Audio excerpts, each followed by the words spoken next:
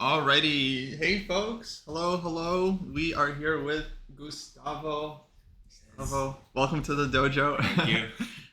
Gustavo, actually, he's been around with us for a while, even Yeah. a couple of years at I least. started when COVID hit. I, Oh. I remember I think I joined to one of the last Grasshopper streams or something, Oh wow, and I kind of got involved through that. But I've been there ever since, hanging out in the dojo, just watching the streams, involved in this. nice, It's a great community. dude. Grasshopper class is ancient. That was like the Yeah. first thing. No, yeah. Wow, that's amazing. So Gustavo now lives in St. Louis, attending St. Louis University. Yep. Recently played a chess tournament back home from Puerto Rico. And yeah, now we're just gonna review the games. Chat, you're welcome to follow. These were 90 plus 30. Yep. And you already annotated two of them. Yes. Actually, would you mind showing the folks? Look at what Yeah, Gustavo did. Where's Jesse? I went the Jesse Kraai route. This is the first game. My handwriting's terrible and it's all in Spanish, so but That's beautiful. yeah. This is the second game. Not as deep, but and then the other two games I didn't have. But yeah, we can take a look at those. Yeah, excellent work. Yeah. Yeah, let's do it. So All game one, who are you playing? Yeah. Game one is against Gabriel Pinares. He's a CM from Puerto Rico. I've known him for quite a while now. Great guy. And I had the white pieces. Okay. Let's go ahead. Yeah. I don't know if that's gonna follow well on the DGT board. Because it's inverted. Yeah, I think it's okay. I took the coordinates off. Oh, okay. So the DGT is gonna think that all the pieces are on the wrong square, but it should still. Yeah, it tracks them just fine. Perfect. It has no idea, but yeah, it thinks everyone can promote right now. Don't Okay. turn on the side first. Yeah. So you're white. Yeah. So D4, C5, Knight F3, D6, D4, CD4, D4, Knight F6, C3, Knight C6. I don't know if I've ever faced this before, but about this time, I kind of thought for a couple minutes just because I was a little bit shocked by that move. Okay. Yeah. I decided to just go for F3, Mhm. which kind of follows my regular plan of just playing this, and castling queenside. E5 immediately. Knight B3. Bishop E6. Bishop E3. And then D5. Okay. Yeah. So D5, I mean, I don't remember who told me this. I think it was an old trainer of mine, but he said if Black can accomplish D5 in the Sicilian successfully, he's more or less equal. Usually they're okay. Yeah. And in fact, this is typical idea in Nightorf, and Black saved almost a tempo on not really needing this move. But I mean, you're playing. Wait, you said you're playing 2000? Yeah, 2000 to 2100 about. Right. So yeah, he's going to be very familiar with this opening. When you're out of book early on, it's kind of tough. But so far, I think I don't know. I think you've done everything fine. So took. Yeah. Knight takes C5. Knight takes 5. Takes C5.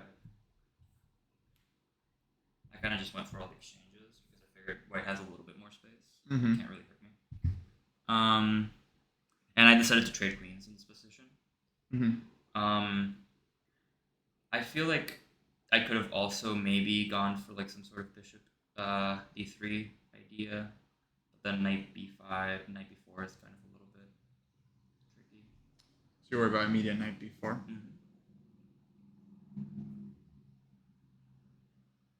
Maybe look at my notes on this.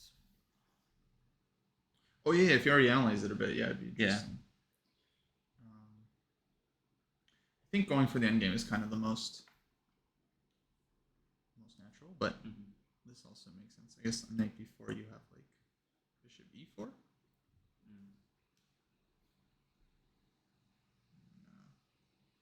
In game you're happy, you get your rook in, and this is going to be kind of your main square, you're using.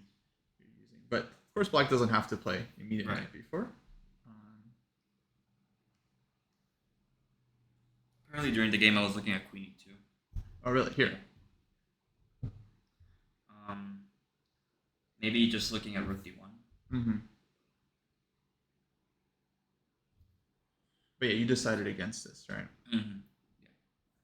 How come? Just didn't like it? Yeah, I also kind of wanted to play a little bit more of a tranquil game. I don't know. I've been trying to get more comfortable with playing in games, just because I feel like it's not really my strong suit.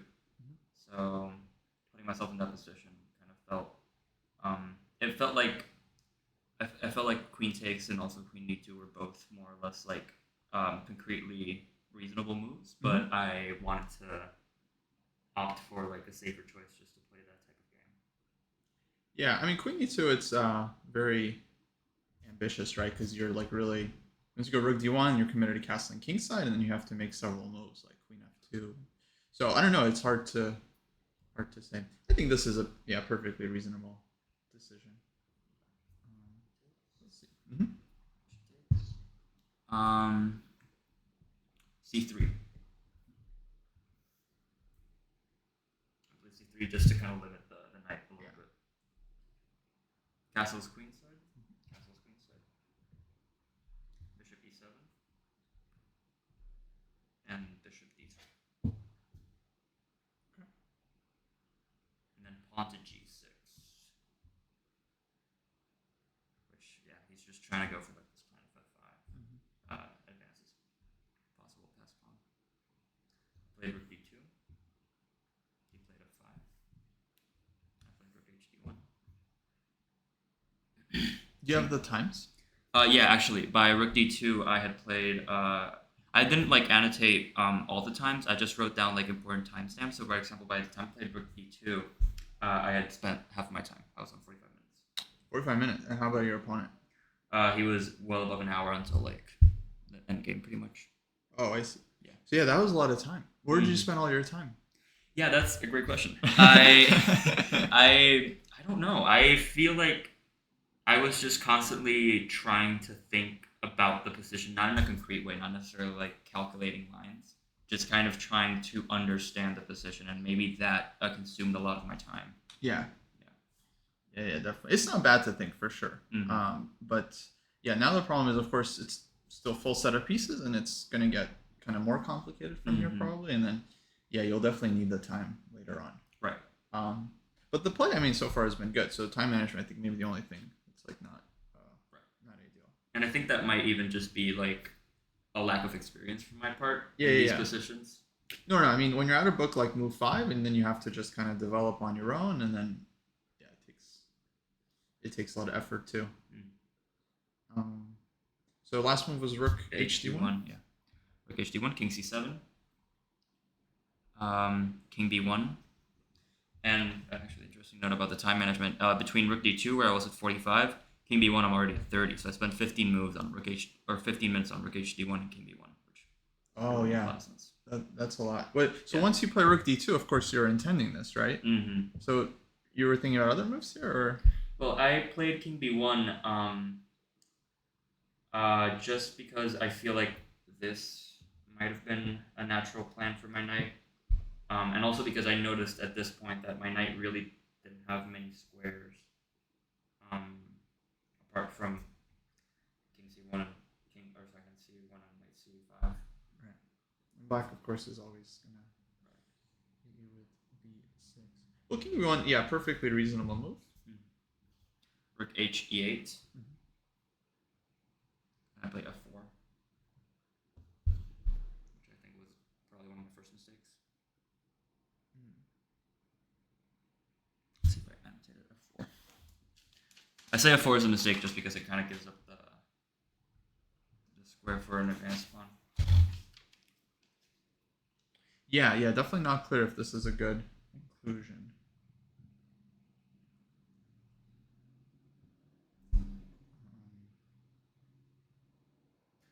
So I wrote down that I have to kind of maintain the structure of pawns on the king side, which isn't really where I want to be playing. I want to be playing on the open file.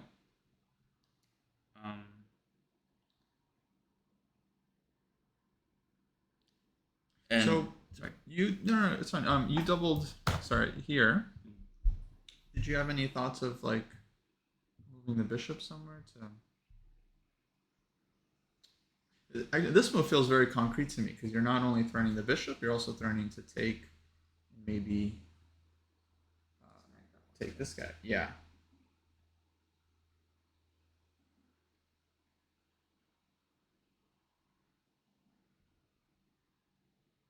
Fair point.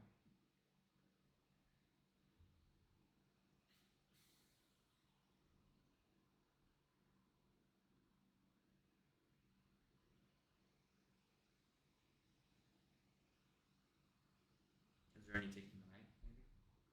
As black? Well, for example, let's say they take, and you just take back.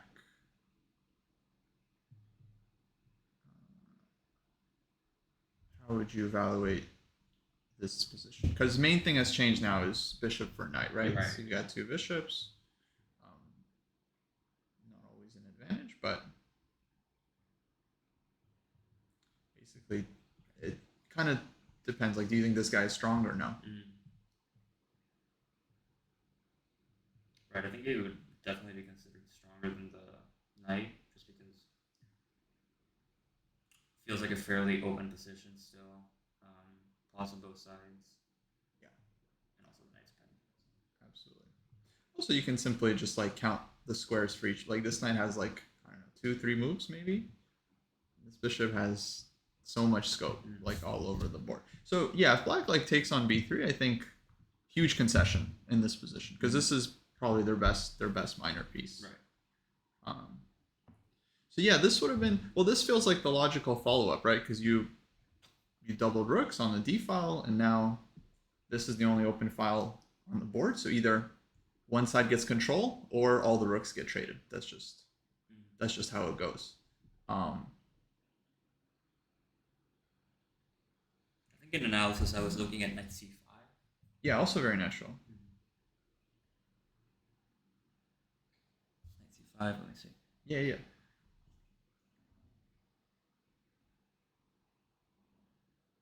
Yeah.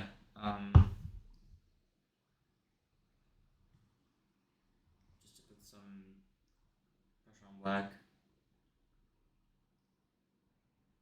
Remaneuver my pieces a little bit because I think black's whole thing is that they have a lot more space and they have this this pawn on e5, which is kind of threatening on becoming a pass pawn. So were you thinking like black goes b6? Knight a6. Knight a6? Yeah. And then king moves. e7. Just bishop b5.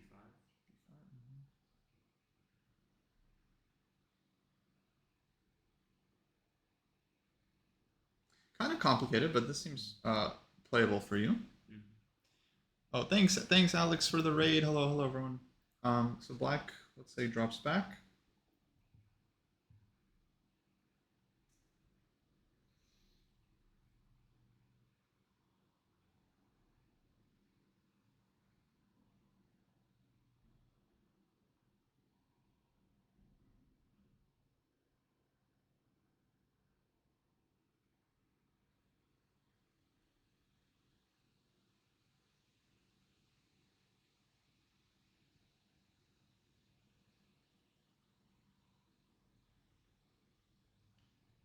Maybe we could even consider knight b4 with the idea that after takes, this column is open and you can put a rook on. Yeah, absolutely. Knight b4. Yeah, I think that's the move. Just keeping all the tension. Of course, you have this pin, so we don't want to trade and let black unpin. And I would think black probably has to. You know, this feels like if you give it the rook d7 is like very dangerous. Yeah, rook d7 actually just wins probably, right? This dude will hang. So gotta take. Oh wait, sorry. Moment. This just wins the exchange. Oh, all right, yeah. You can just take out the rook and then Take here first. Then oh, right. that's it. This bishop's not threatening anything, so you're Yeah, just winning the exchange. So not really. Okay, actually, this doesn't seem playable for black then. Yeah. But okay, it's only when we go deep find this stuff. So yeah, knight c5. Of course, black doesn't have to play here, but yeah, this would be the main idea. Yeah, actually, it's very annoying. Okay, maybe could still defend with trade first, and then here. Let's okay,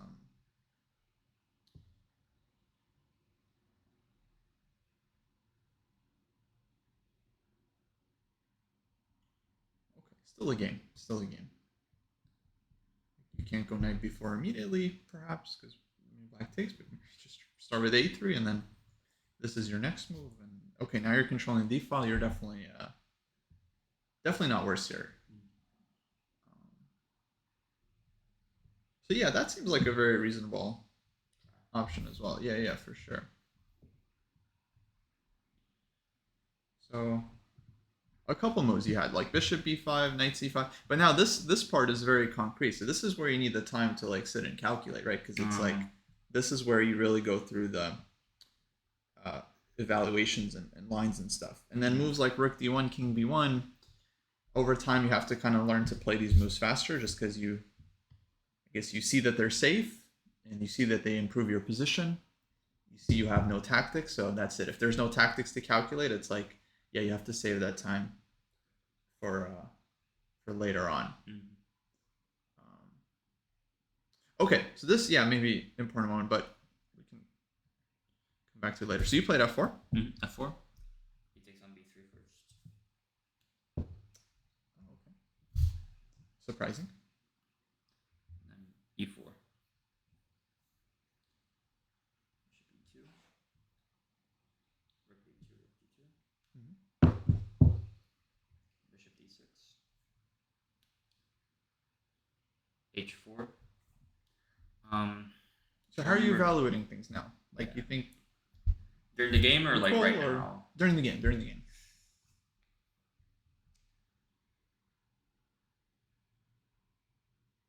Yeah, definitely also found this a little bit shocking, just because I don't know, I feel like my knight was doing anything, and I feel like he has more space. Very surprising.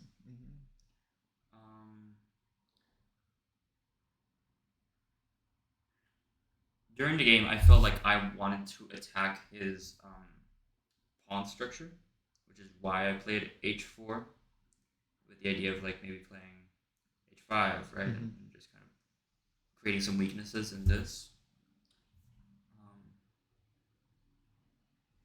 After the game, though, I'm not entirely sure that's correct. Well, h4 is reasonable. You could also think about playing here, like b4. So h4, I don't know. I mean, this is definitely kind of annoying. And then if h5, was this played? No, after h4, a6 was played, actually. h6? Oh, a6. I didn't want to ask, because I've gone over this game a couple times, and b4 keeps popping up. Why exactly what's the idea behind b4? Well, strategically, the point is kind of like this is your majority. You've got 3 versus 2. So in the long run, you're trying to make a pass pawn or create some play. In the short term, b5 might be an annoying threat, just because this pawn will hang. Not necessarily immediately. There's like b6 stuff, but at some point, black will have to think about it. So this is about, like, let's say, gaining space and also like moving your majority forward. And then if black plays a6, then minimum you're able to just trade off one of your double pawns. Of course, you have to be careful, because like if black, let's say, breaks your blockade, gets the knight around, it can be very, very dangerous. But I think you're still definitely fine. I mean, I would probably pick white here if I had to choose a side. Would have tried like g3 be reasonable, just to kind of free up this? Yeah, g3 is a very, very reasonable move, for sure. Maybe it's even more flexible, because you give yourself the chance to play g4 in the future if it makes sense. The idea of g4 would be to like, let's say, get this structure where this one is a much easier weakness to target for your bishop.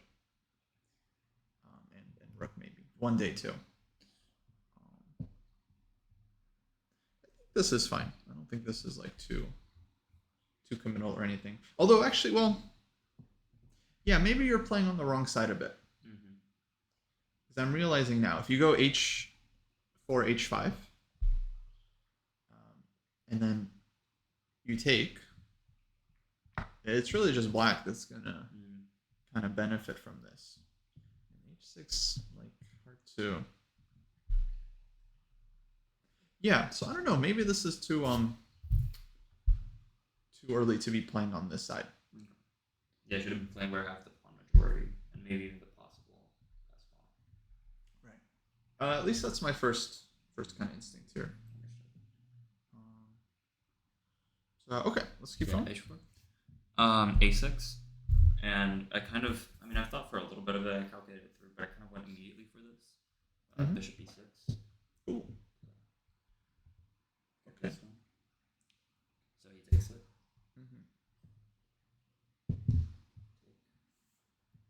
So we'll have to see if this was a good trade. I honestly don't know.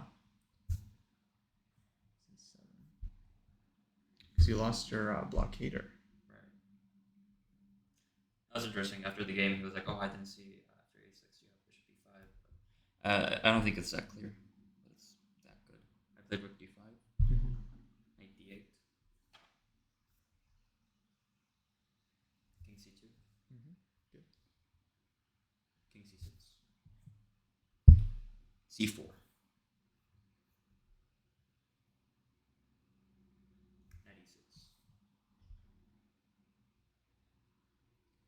G3. Knight C7. And I kind of really lose that here, rook E5. And rook E5, I had 10 minutes after I played it. So yeah, rook E5, I during the game, I simply saw that after rook takes, pawn takes, I am not losing the pawn immediately, and therefore I played it.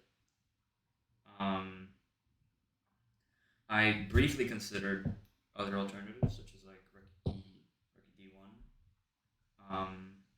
but I just felt like I got too passive, and I even felt like I don't know. It's kind of hard for me to play something like King D2, so rook D1, rook D8. Here.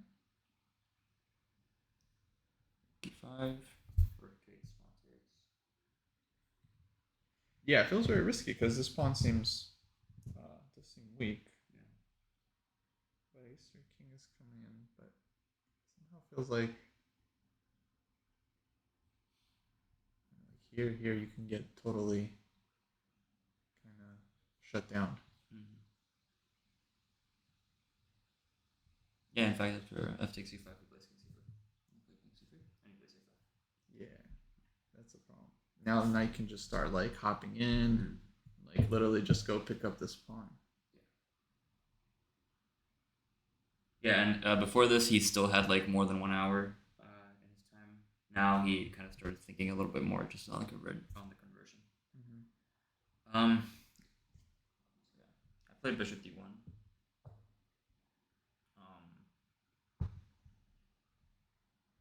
Hard to even say why. I guess I was trying to maybe create a weakness here so I could attack this here or something like that. Yeah, not much else you can do. Yeah. Right, this position is kind of already a little bit. I would think it's lost for white because it's just like you're probably losing the pawn, and you have no counterplay, so that's too much. No, and black already has a connected pass pawn. Yeah. These pawns are strong. Got this like h6, g5, like very easy plan. b5 seems very playable here as well, just to like try to get more space. So yeah, did he convert this smoothly or? Fairly, yeah. I mean, we can just go through the rest of the game really quickly. D1, knight E6, G4, knight B4, H5. I have 5 minutes now. F4, H6, H6, Bishop C2, knight C2, King C2, King C6, King C3, King D7,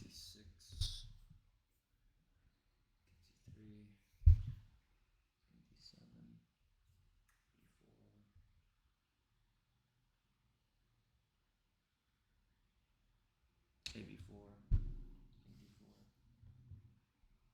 E3. And about this time, I realized that I can't really play this because it just pushes. Yeah. It's just Kind of a blind spot for me. I always miss that I can't really attack the base of a connected pawn chain with a king because he kind of just if he has a pass pawn, he just moves. Oh, so when he went for this endgame, were you not sure? I wasn't completely sure that I couldn't play king e4 in this position. Gotcha. Yeah, I think in general, like, if one side has two connected passers and the other side doesn't, it's kind of just dead. Yeah. Or you don't need two. What you need is a protected passer. So some position like this, let's say for example, even this might be winning for black because this king can get very close. Let's say here, here. Yeah, this would be winning for black because he can let your pawn run and checkmate you in time. But let's say these pawns were like back here. I don't know. Let's make it a little harder for black. Something like this. He has two passed pawns. You have one. Here, I think you're totally fine because as soon as the king runs away, like you're just gonna promote. But yeah, if you have no counterplay, no passed pawn, even something like this, then you're just lost. So that's the easy way to evaluate these positions from either side. Like if one king is mobile and the other one isn't, it's usually just game over. If both kings are immobile, then probably a draw, unless there's some... I actually missed this once. I agreed to a draw in some position like this where I actually was in time to like allow white to push, but my pawn like gets there first. But okay, I didn't calculate it. Okay, so I mean, it feels like you were doing totally fine, and then two decisions, honestly. Bishop b6, and then rook e5. And then the knight versus bishop endgame was like just great for black. Right, yeah. So I feel like in this game, those were the two big decisions that I feel like were the biggest, I don't know, the biggest issues. So something to think about. I don't know. F4 I didn't like either, although your opponent didn't react to it great, so it kind of worked out anyway.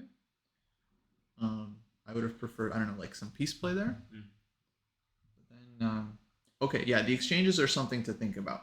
Like what kind of endgames you're looking for, which pieces you're trying to trade off, what kind of endgames you're trying to achieve. These are all things that are kind of difficult to assess during the game, but that's where mistakes happen. Okay, you want to look at the next game? Sure. So this time I have black. Okay. Right. I try not to make too many, judgments based on like just one game. Yeah, Anything. Or you can judge all you want after. That's good. But overall, solid game. Although it's a typical experience, actually, when like high-rated player plays low-rated player, it's like game is often pretty even for a while, but then low-rated player gets low on time, and then it's hard to continue playing well. Right. You start to make decisions, and yeah, things. Essentially, he had to do very little to win that game. If you think about it, it's like he did a lot of the work for him. Right. All right, round two. Who are you playing this one? I'm playing against Gael Torres. He's I think he's like 16-year-old, 15-year-old, 1300 rated. Very good player, up and coming. He's gonna be he is gonna be playing, or he already played the Chicago Youth Pan American Festival. Oh, okay. Yeah. Cool. So he started with b3. So let's try some e5. I have very little experience with this opening. I kind of just played intuitive moves. E3, knight f6, bishop b5, e6. Which okay, drops in my bishop a little bit, and I was kind of cautious of this in the game, but I was just focused on playing really solid. Yeah, I think you're still solid here. Bishop can go to g7, e7. Knight f3. Bishop g4. And he goes back with his bishop. Bishop e2. Okay. Bishop e7. This one definitely a little weird, but yeah. Castles. Queen d7. I wasn't sure if I wanted to castle kingside or queenside yet. d4, which I thought was a little bit already during the game. I felt like after e4, I'm kind of grabbing space. I'm solving this bishop's problem quite a bit. This bishop is going to be traded off. I felt like I was pretty happy in this position. Yeah, all right, e4 definitely, I think, right decision there. D2.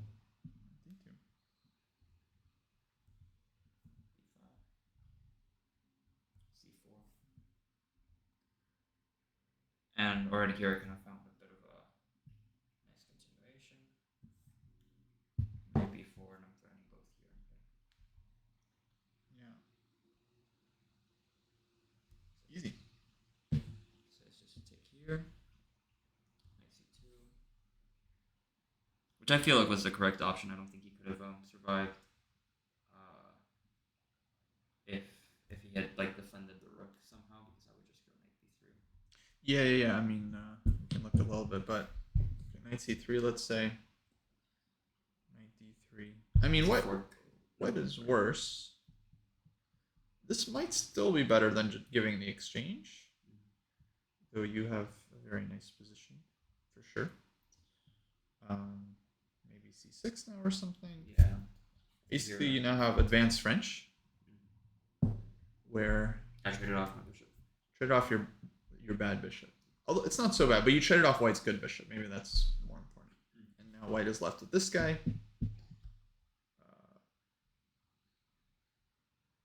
Yeah, this looks very nice for you. Yeah, I think I saw like some sort of variation like this very briefly in the game, and I was just planning on kind of attacking, going probably castling queenside, and using my space advantage a little bit. Yeah, there will be f3. Won't be super clear. In fact, in this position, I don't even know if you should castle queenside. You can also castle kingside. And just bring your rook to e8. Because white is actually kind of a little bit stronger on the queen side, like they got more stuff here, whereas your pawns are pointed this way. But you can absolutely play like this and then still play on the king side, like bishop d6.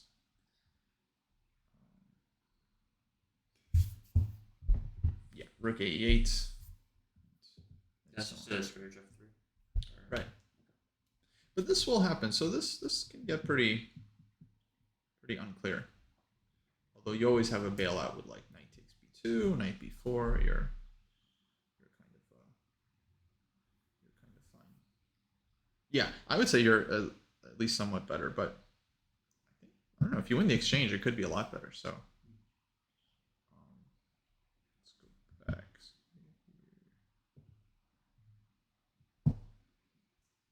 Right, so Yeah. he took. Mm-hmm. Knight takes e4, knight takes a1. This is all, I think, more or less forced. Knight takes 6, right? Yeah, knight takes f6, bishop takes f6. Bishop a1. Sorry, one sec. Just because the knight's trapped. Maybe you should have thrown this in.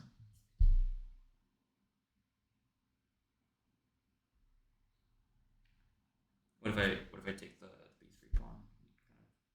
Well, I'd rather give you this pawn than this one. So probably this is best, but at least white has maybe a little bit more space. Though I think it's not really going to be enough. For example, you open up your rook with a5, a4. This bishop is not great. Could I play like c6 in this position? Absolutely. Yeah. Open things up. Castle. Your king is safe. Yeah, it should just be extra exchange at some point. I mean, the pawns are a little bit scary, but yeah, I don't think white has enough here. But maybe that was better because this was the game, right? Yes. You took on d5. Yeah, queen d5. I feel like white, yeah, really has very little. Okay, one pawn. So. c3. And here I kind of started selling a little bit. Play queen e6. Yeah. Yes, queen e6. Which kind of just allows this queen b5. True.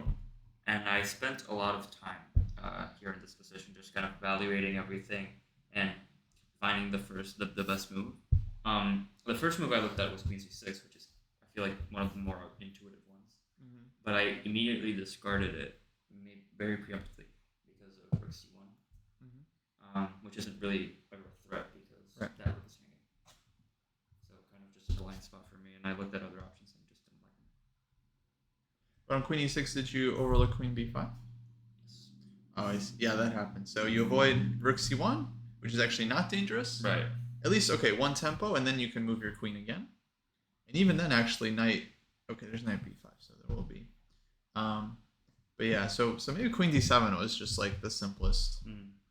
I think anyway, you kind of want your pawn on c6 here, just to restrict the knight. Right. I think I was looking at this here, which I didn't particularly like, but also this is very true. Like I can just go bishop. Yeah, you're absolutely fine. This is just kind of one threat. Bishop e7. You'll hit the knight later with f5 if he wants. Yeah, you're gonna castle next. Right.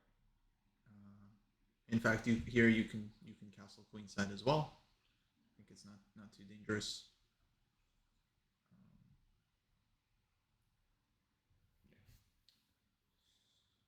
Yeah, definitely. Okay, so queen e6, a bit of a miss. So here,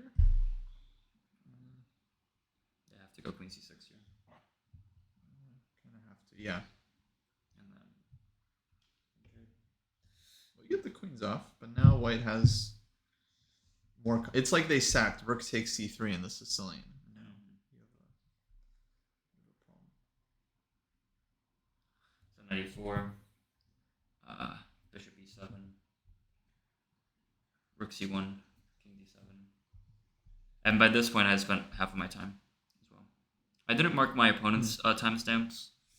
But here, the time management is much better. Yeah. You spent half your time, but okay, you're up in exchange. You've clearly been using it, so there was a lot to calculate here. And knight c5 here. Oh. Knight c5, b5, b5. I hadn't seen d5. I was expecting rook d5 or rook c5, but d5 is very interesting space, and you kind of bring the rook into over here. f6. Rook c4. And I don't know. I don't know. This to me, this looks quite wrong actually, because white has now just given up all the pressure against your weaknesses, and the bishop isn't really more open. Okay. Because you just play f6. Yeah. And there's less center. I think you're better in this structure too, but this I think is actually a very nice improvement for you. Okay. Yeah. I could be wrong, but yeah, I think maybe I underestimate how important this is to the position. yeah, now you have this d file you can use. I think that's what I play. Rook a8. Rook a8. Wait, rook a8, right? Oh, this sorry. No, this is more natural. Yeah. Yeah. Rook g4. I was actually a little bit more worried about rook a4 because it's kind of hard to. I think I kind of have to sack this pawn, honestly. But you have a tempo with king c8. I can just play king d8 or king d8. I think so. I don't see what I can do. Check king 8. Yeah. And then, well, this is pretty solid. So this is not easy to win. But you can try to break through eventually. G5, F5, F4.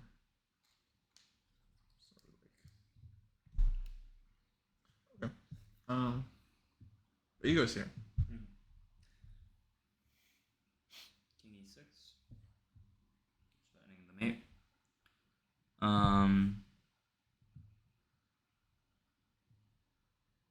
Yeah, bishop d4, rook d7,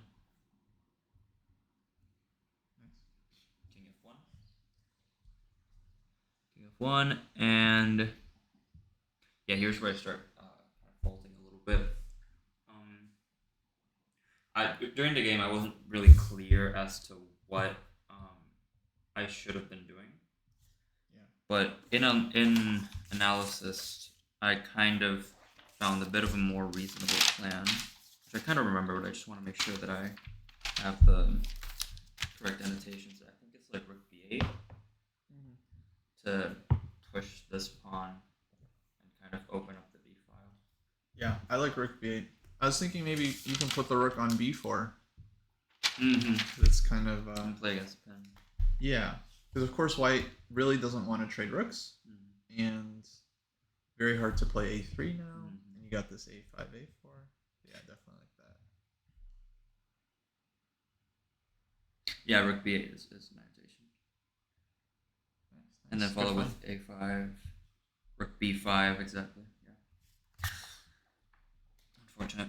Yeah, I don't know why I didn't think about like this, or I thought about it later in the game. I just realized it way too late and try to do the plan, but it didn't really work out. But okay, yeah, I play g5, which Tempting. Rook e4. I think taking it isn't quite right because takes. I have rook d2 at the end. Yeah, no, this I think would be a blunder. Just in general, like you don't want to trade the rook if you're down the exchange because now your guy gets in. Right. And white's bishop just can't do anything. Like it can just sit here while you take everything and promote your pawn. You know, it's just like.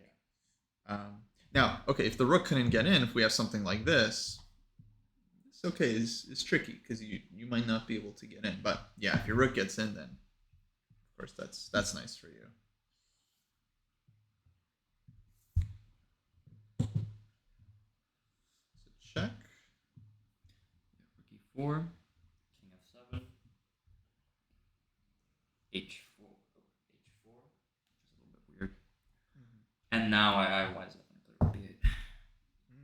But I don't think it's with the intention that I should have played rook b8. Hg5, fg5, rook e5. So, sorry, question. Why not h6 first? Did you think about that, or on h4? Just to take back.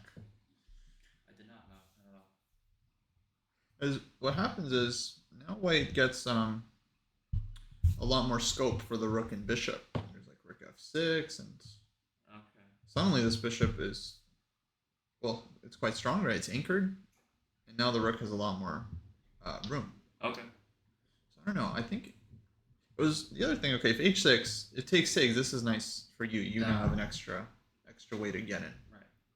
Potentially. So I don't know. I don't think white takes. I think maybe white advances or something, but then pieces are still restricted. So I feel like you're.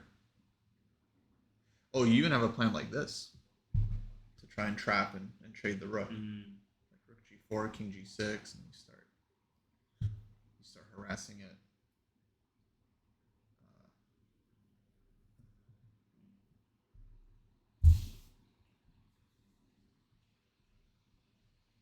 Yeah, I think this was the move.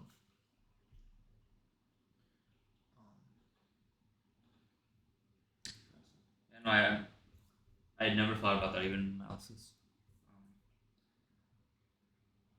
Yeah, it feels right. Just because the rook is stuck, and now it's like, yeah, if you trade rooks, you're very happy. Your king starts marching in.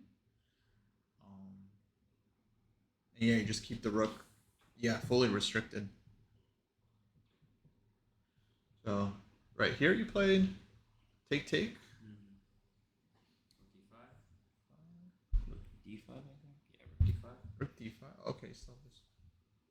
Oh, nice. And rook e4. Oh, he goes back. Okay, then rook e5 wasn't right. White should have done something like just improving. So this was just kind of a loss. Yeah.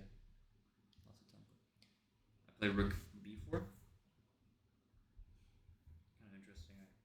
I never really noticed that this isn't really a threat because of rook e7, which you mentioned after the game. Oh, I didn't see that either. That's a nice find. So rook b4, king e2. I just decided to play against rook takes because I had seen that like bishop takes, and you could take this pawn potentially, so it's not that bad. Right. But yeah, he ended up having like this huge tactic. King f3. Kids are tricky. No, yeah. H5. So yeah, H5 was another interesting move by me. I don't. Again, I'm kind of delaying constantly this plan for no reason. And also playing on the side of the board I feel like that I'm weakest. I'm just kind of creating weaknesses for myself. I did not foresee that this would become like as big as a problem as it did in the game. Oh, interesting. Okay. I mean, yeah, it doesn't look. It looks fine for now. I don't know. But I guess we'll see.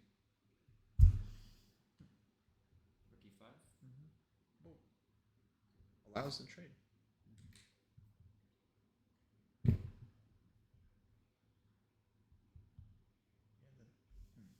Not sure. It doesn't feel quite right. But I guess he's going after the pawn. Huh? Mm-hmm. Rook b5, which I think was also weird. I just decided to go after that one. King e6. King e4. b4. Yeah, it just feels like I'm kind of really, really slow here to play a5 when I could have played a4 in a while ago. This f4, g4, king f4,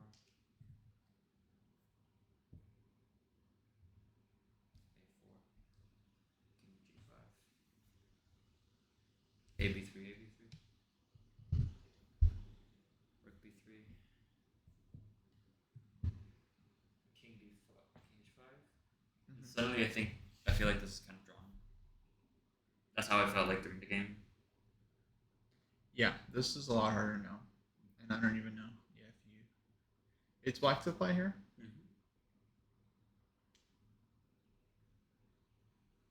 I went rook b1. Yeah, this feels. Yeah, this is very. Well, I can just play here and just kind of sit, and you got to make sure the pawn doesn't start running. Right. So let's just go back a sec. I feel like there's some options. Say after the rook trade. This was tough though. I mean, this f4. This was. So it was like this. And you hadn't played this one yet. That feels right. Okay. Yeah, he just played f4.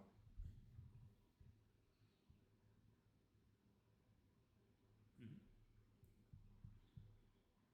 So let's say.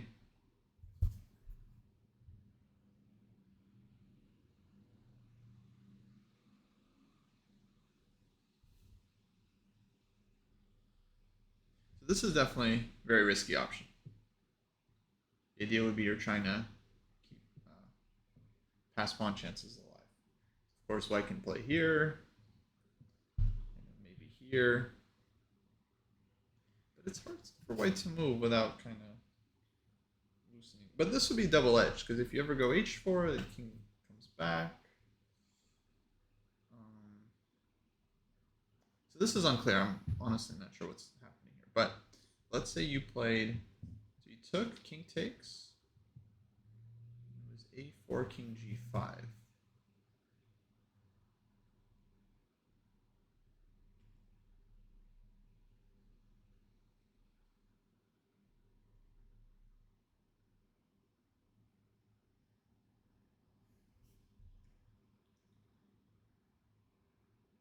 Okay, the other big plan would be a3.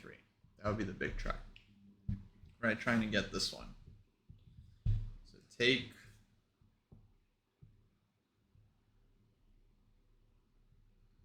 Let's say here. And you're just trying to go rook f8, rook f2.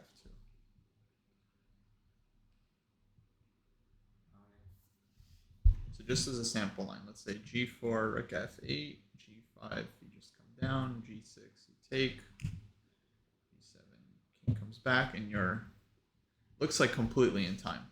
This pawn will be stopped, and then this a pawn will be a problem. You even start harassing the bishop, threatening to take in a lot of positions.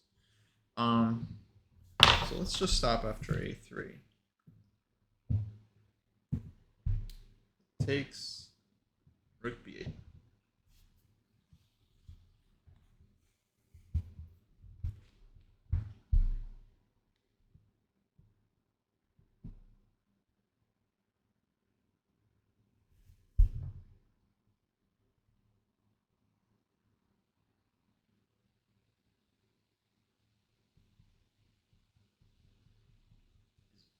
Is there any chance you could go like e4? Let's see. Well, e4. Drawback, of course, this destabilizes everything. So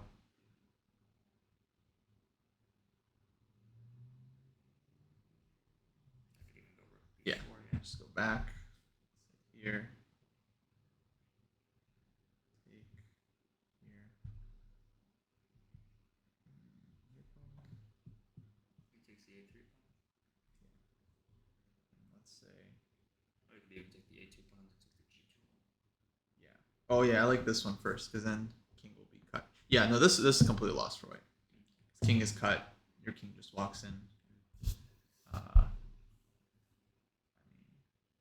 no, threatening rook g3.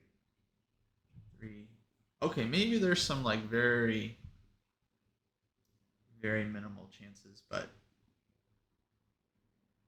king is already very cut off. Actually, okay, this is kind of a good sample line. Let's say here you come in, hitting this one here. You come in, takes, and here. I think you're already winning this because you just go and take the pawn. That's why the king is cut off. These endgames can be very interesting when the king is like close, because then it's hard. Because then it's like, if you take the pawn here, it would be a draw. So the way black tries to win is like first you like push the king out with like a series of zugzwangs. Then when the king is cut off, then you try and like go back for the pawn when the king is too far to. So they're very, very subtle. But here, if you got the king cut off, then it's just no chance already. Okay, let's go back. So yeah, clearly things got maybe harder than they should have been. It kind of feels like it goes back to allowing this because you also gave your opponent some passed pawns when HG, FG happened. So this might have been the key decision.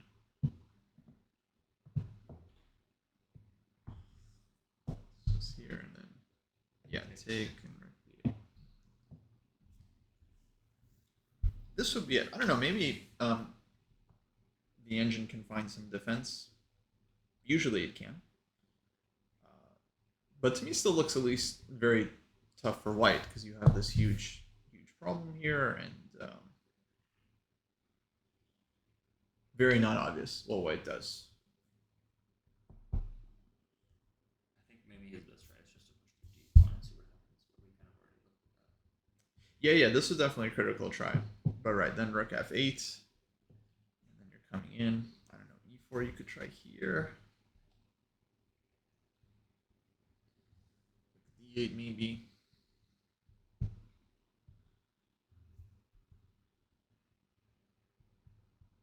Even maybe rook f4.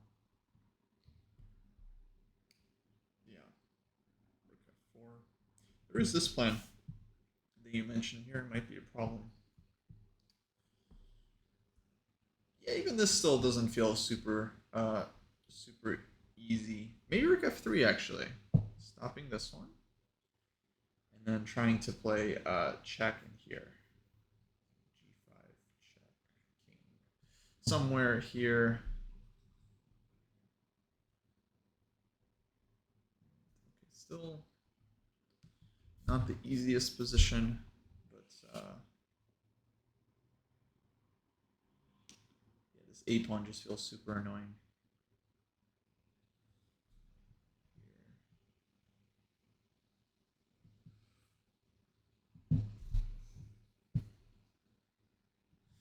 I'm just playing things out because I'm not clear how this is gonna end.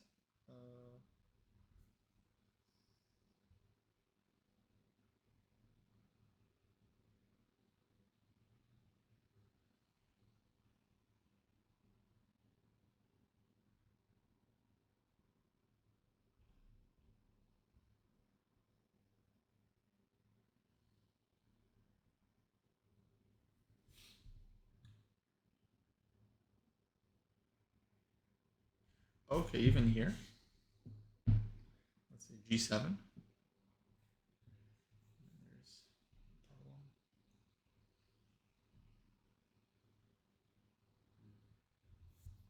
and if the king has to be, let's say, pushed out, then I think you're ready to just win the bishop.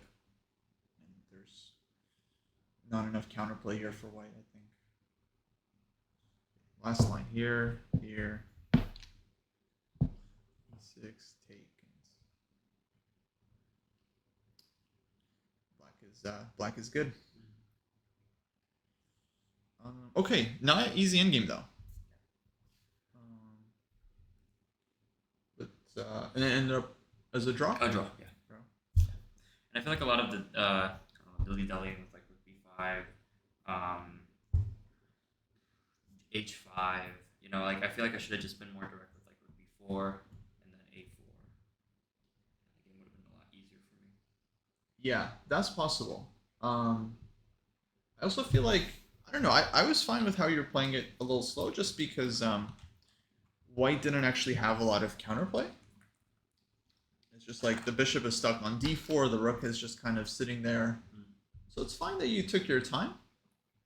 Then, yeah, when white gets this like f4 idea, and the king starts walking in, I think that was, yeah, that's where the game gets very, very tough. So it was like this decision maybe not to go h6, like allowing the structure with hg, fg. I think that was big. And then, okay, maybe you missed some concrete stuff, like you could have forced a rook trade earlier or done something better.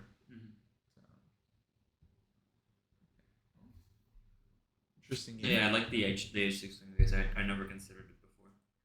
Yeah, that seems like the cleanest solution in that position for sure. So maybe this is the thing you got to work on a little bit, is like these strategic decisions, like knowing which pawn moves to play for, because some are just purely weakening, and then some are good because you're creating weakness. Like this a5, a4, of course, was a good plan, and this h6 move, I think that's like a good pawn move. But then, yeah, of course, knowing when to use these ideas, easier said than done. Right. And then other positional elements are things like exchanges, maneuvers, prophylaxis, things like this, like when there's not a lot of tactics going on in the position, kind of knowing what to play for, right? Like what to do. Are you studying anything right now? Right now, I am doing the Yusupov books. Perfect. So nice. basically, whenever I have time, especially if I have like a couple of hours, like in the afternoon, I am up on homework on everything. I just do a chapter of Yusupov. I'm on the fourth book of the series, and I'm on the third chapter. I've been able to do, I would say, like on average, a couple chapters per week. Okay. Yeah. That's great. Those Yusupov books are great. Really good material. I feel like you get a mix of stuff. It's like a lot of calculation, but also a lot of like strategic decision making. Right. The second chapter was on endgame strategy. The third chapter was on tactics involving the back rank. So yeah, a lot of diversity on there. And apart from that, just trying to go to the chess club more often. Right. Just on Saturdays, I try to go every Saturday and play at the Saturday night main event. Which I actually wanted to ask you about. whether you think it's a good like training kind of resource, because they are faster games. Yeah. Right. They're 10 minutes with 3 second increment.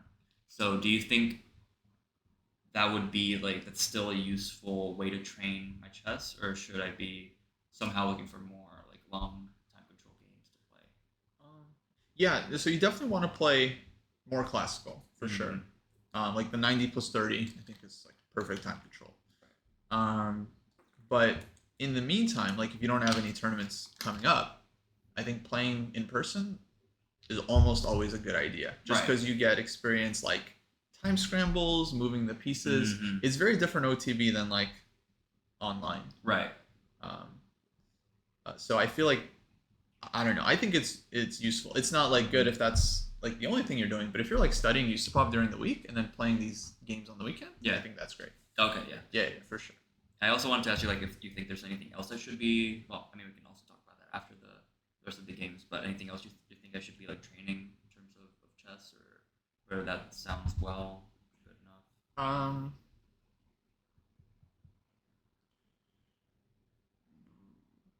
I mean, okay, the USAPOP is pretty like it's pretty comprehensive, Mm-hmm. so I like it just in terms of the study material. Of course, the main things it's like play long games, analyze games, annotate them, then work on stuff outside of that. Of course, there's many good books like in game strategy would be a good one Okay. that covers a lot of like. By someone? No, that one is by Shereshevsky. Okay. So it's like old school Russian book. Basically, just teaches you how to play a lot of these, a lot of like basic end games. Teaches like principles, when to exchange pieces, how to play with the bishop pair, when you should activate your king. Okay. Almost always basically principle of two weaknesses. Mm-hmm. This kind of thing. So it's very useful. I am sure you get a lot of similar examples in Yusupov, so I'm like not too worried because he's from the school of Dvoretsky, and they definitely believe in like end games. I mean, Dvoretsky he apparently wrote a bunch of end game strategy himself, so I'm sure that it's all related. No, I think those books are great. I think it's just a matter of being like consistent. Trying to do a little bit every day or every other day, just whenever you have time. Mm-hmm. And then I also purchased and was going a little bit over Simple Chess by Michael Steen. That's good. I think Jesse Kraai recommends that one, and I went over the first chapter. I really liked it. I just haven't gone really back to it because this is something that I talked about with my coach as well. I kind of want to focus more on solving as opposed to just kind of like reading and kind of passive learning. Just because, I mean, if I have more time, then great. I would love to go over the games, but with the amount of time I have, I'd rather just spend it solving type of thing. Yeah. I would agree with that. I think solving is kind of a bigger solving and like training, like your skill, your calculation skill. I think that's it's more important than decision making. Because a lot of times what people do is like they try to make a decision like okay based on strategic terms and just how they understand the position, but then there might be like a lot to calculate. It might actually be based on concrete details that you have to decide like what to do. Because one move maybe you want to play it, but it just doesn't work tactically. Okay. And then so I think working on the solving side in general is better. Just like trying to boost your calculation. Maybe one thing I would add for you on that is solving some combinations where you have to kind of calculate multiple lines. You have to calculate a bit deeply. Okay. So just harder tactics, basically. Yes, exactly. I feel like with simple tactics, you're definitely not that bad. But with harder tactics, you're forced to find a lot of like little variations. And that will also teach you to be very concrete. Okay. And generally, your level like 15, 1600, I mean, this is where you start kind of solving harder stuff. Because the simple tactics, like everyone sees those at this point, and now it's like you have to be able to find stuff that's a little bit deeper, like the trick your opponent found, like this Ricky 7 check, like that. that's a good example where it's like it's a little bit beyond the basics. You know, it's like once you see it though, it makes sense. So it's not like this move is beyond your capabilities. Right. It's just you have to like train to like look for these kinds of things. No, I think you're on a good pace right now, for sure. Do we have time for more games? Or... No, I gotta get going here. All right. Soon, but I'd be happy to look at them another time. You know? No, of course, yeah. Yeah, folks, I think that's gonna do it for the stream. Thanks, Gustavo, for joining. No, of course, thank you for having me. I think people found it instructive. You guys, let me know in the chat, please, if you liked it or not. Yeah. It's been a while since I brought the board out. Oh, have you played MD Knight in the dojo?